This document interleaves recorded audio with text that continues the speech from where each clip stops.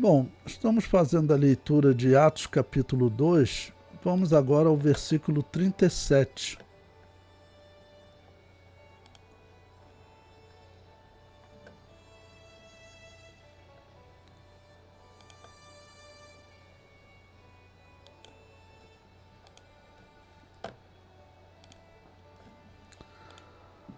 Atos 2:37 diz o seguinte, lendo na nossa Bíblia, né?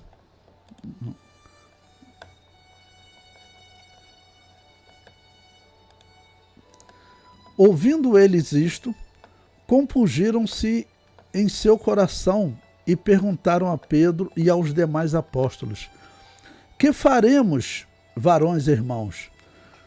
Bom, o número, daqui a pouco vai ser dado o número de pessoas convertidas era realmente muito grande. Mais à frente vai dizer que tinham sacerdotes que obedeciam à fé, que aceitaram Jesus como Salvador. Nós não sabemos dizer quem seriam, né? Nós temos história que os judeus contam de mestre, rabino, né, fariseu, que aceitou Jesus. Depois nós veremos em Atos capítulo 13, aparece o nome de um que ele teria convivido com Herodes, tudo. E eram mestres que aceitaram Jesus como Salvador, segundo a história. Tá ok? Então, Atos capítulo 2, versículo 37, agora o versículo 38. E disse-lhe Pedro: Arrependei-vos e cada um de vós seja batizado em nome de Jesus Cristo para perdão dos pecados e recebereis o dom do Espírito Santo. Nós vimos nos versículos anteriores que o apóstolo Pedro deixou bem claro que eles realmente entregaram Jesus para os ímpios, né, os romanos, mas foram eles que mataram. A palavra do apóstolo Pedro foi muito direta, e por isso até falei, hoje, se falar isso, alguns até se ofendem, né? Alguns chamam até de antissemitismo, mas não é. Mas não é antissemitismo. Dizer que eles erraram na interpretação é até necessário, porque a nossa interpretação é diferente da interpretação que aqueles israelitas tiveram, né? O versículo 39 diz: Porque a promessa vos diz respeito a vós, a vossos filhos e a todos os que estão longe, a todos quantos Deus nosso Senhor chamar. E com muitas outras palavras isso testificava e os exortava, dizendo: Salvai-vos dessa geração perversa. Ok? E aí no livro eu coloquei um comentário sobre esse salvai-vos dessa geração perversa, que é o versículo 40, né? Eu digo, o apóstolo Pedro usa o termo geração como referência a Israel e as suas práticas corruptas. O termo geração é usado para descrevê-los em diversos momentos. Jesus, falando do futuro da nação israelita, compara o seu reerguimento, algo que ainda vai acontecer, a uma figueira quando floresce e dá fruto. Ele diz: em verdade vos digo que não passará esta geração sem que todas essas coisas aconteçam. Tá bom? Então o termo geração ele é utilizado tanto para Israel quanto para a igreja, né? No caso aqui, o contexto novamente é Israel, né? Salvai-vos dessa geração perversa, ok? O comentário prossegue: Israel é também comparado a uma geração insensível. Mateus 11,16 diz: Mas a quem assemelharei esta geração? É semelhante aos meninos que se assentam nas praças e clamam aos seus companheiros. Ou seja, Jesus está comparando Israel a uma geração de incrédulo, né? Ok? E chega no... Quando você lê esse texto seguindo, Jesus Cristo diz para eles o seguinte: olha, cantei uma música triste, vocês não choraram. Cantei uma música alegre, vocês não dançam. Ok? Ou seja, uma geração insensível. Clamam aos seus companheiros, mas eles mesmos não têm reação nenhuma. Uma geração que não se arrepende nem com a aproximação do juízo. Mateus 12, 41. Os ninivitas ressuscitarão no juízo com esta geração e a condenarão, porque se arrependeram com a pregação de Jonas, e eis que está aqui quem é maior do que Jonas. É claro que aqueles que se arrependeram da pregação de Jonas e mantiveram a fé, eles foram salvos, né?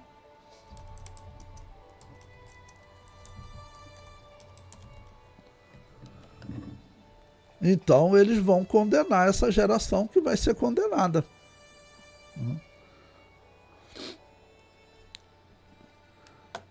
Uma geração que não se arrepende, mesmo que esteja diante da sabedoria do Messias. Jesus também diz: a rainha do sul se levantará no dia do juízo com esta geração e a condenará, porque veio dos confins da terra para ouvir a sabedoria de Salomão. E eis que está aqui quem é mais do que Salomão. Bom, se Jesus, a forma como Jesus está colocando, porque no juízo final, uma parte da humanidade estará julgando até os anjos que pecaram. O apóstolo Paulo disse, né? Não sabeis que havemos de julgar, né, os homens, havemos de julgar até as gerações que pecaram. Quando? No juízo final. Muitas pessoas pensam que no juízo final nós estaremos sendo julgados. Existem até peças de Natal que tratam assim, né? De um juízo, as pessoas, os cristãos chegando no juízo final e sendo julgado e absolvido. Mas, na verdade, não. No juízo final, nós não seremos julgados. Por quê? Nós já fomos arrebatados, já participamos do reino com Cristo durante 1000 anos, ok? Então, não faz sentido nós sermos julgados. Nós estaremos julgando os homens ímpios e até os anjos que pecaram, e também outros, né, judeus que viveram, israelitas que viveram durante o milênio, todos estarão sendo julgados no juízo final, mas a igreja não estará sendo julgada. Então, quando Jesus aqui fala, né, de uma geração de ninivitas que aceitou a pregação de Jonas, ou então a rainha de Sabá, que recebeu a mensagem de Salomão, quando coloca eles como julgando Israel, essa geração de israelitas, e condenando essa geração de israelitas, por quê? Porque eles foram salvos. Eles receberam aquela mensagem da salvação através desses homens no Antigo Testamento, né? Tá bom?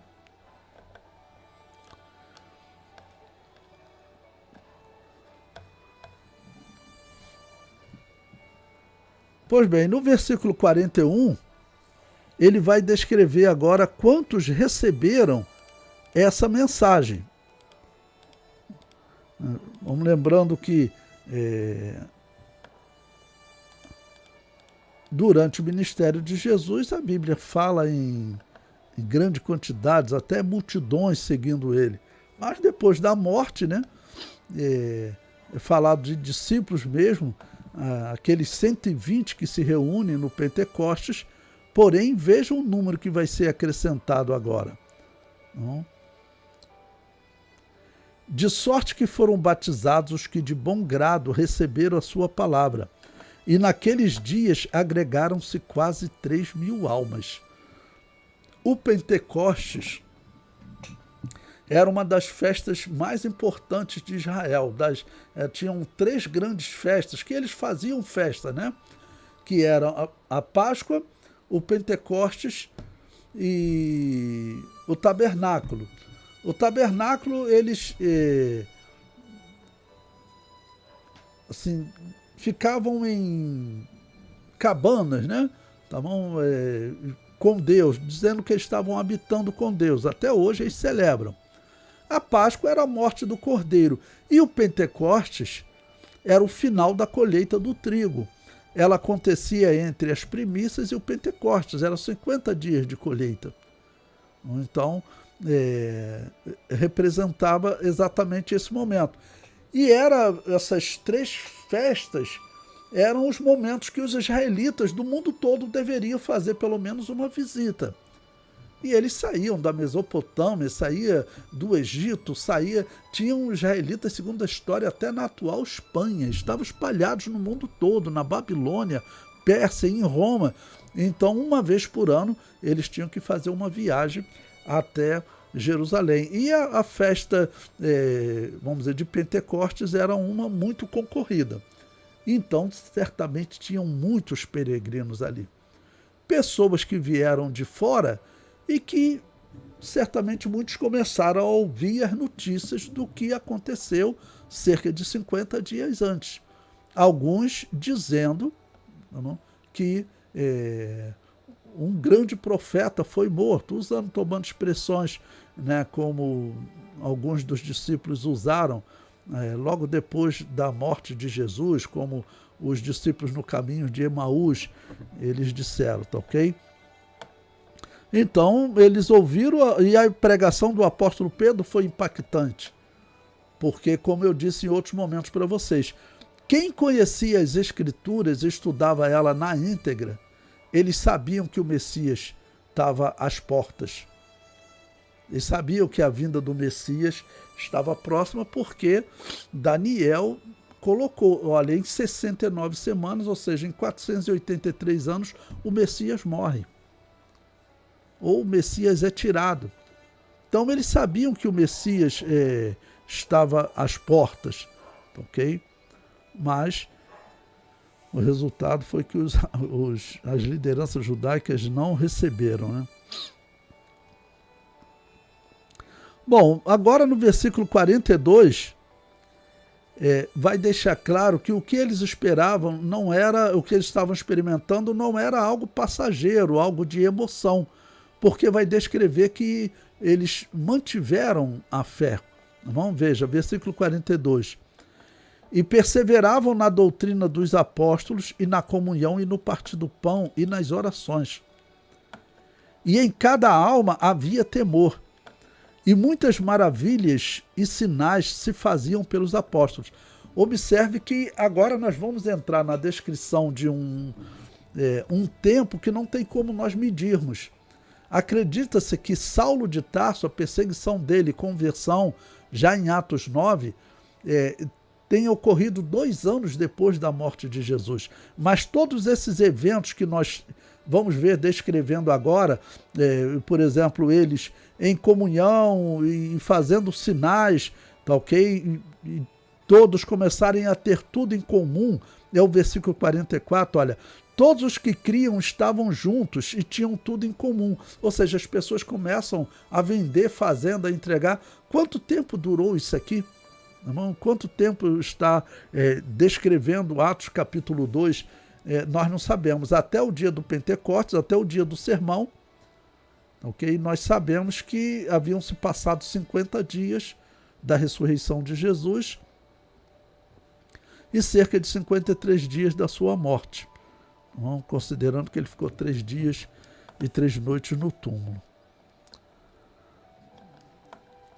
O versículo 45. Vendiam suas propriedades e fazendas e repartiam com todos, segundo cada um tinha necessidade. Tanto que nós vamos encontrar